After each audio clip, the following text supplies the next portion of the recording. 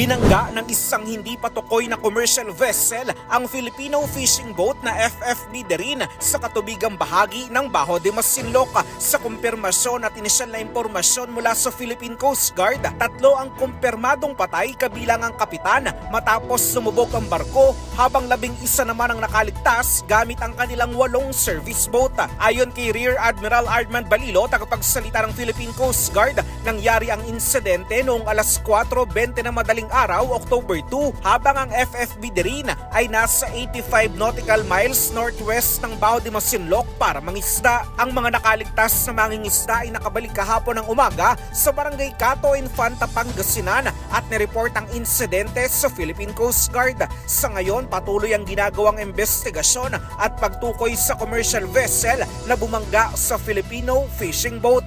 Para sa kauna-unahan sa Pilipinas, DCRH, ito si Christian Manio, tuloy-tuloy sa pagbabalita, tuloy-tuloy sa serbisyo, sama-sama tayo Pilipino.